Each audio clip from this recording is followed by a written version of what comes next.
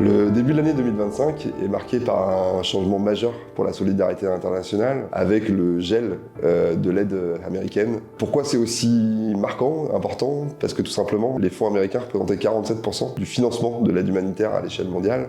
Et évidemment, une telle rupture, une telle coupure de financement impacte l'ensemble du secteur, dont Première Urgence Internationale. Notre priorité pour nous, ça a été de prendre les décisions rapides qui s'imposaient en essayant d'avoir l'attitude la plus responsable possible s'agissant d'activités humanitaires, souvent dites life saving. Ça a été évidemment de ne pas arrêter ces activités au risque de mettre en péril la vie des personnes que nous servions, mais évidemment de réduire nos activités en maintenant ce qui nous semblait absolument essentiel. Et pourquoi c'est aussi important? Parce que si la part de financement américain dans le budget de Première Urgence Internationale représentait à peu près 30% du volume, il reste évidemment 70% de nos partenaires financiers qui continuent de nous faire confiance pour mettre en œuvre des opérations dans des endroits qui sont éminemment complexes, où les services rendus par l'organisation sont évidemment un enjeu d'accès vital à un certain nombre de services essentiels pour les populations. C'est une responsabilité pour Première Urgence Internationale.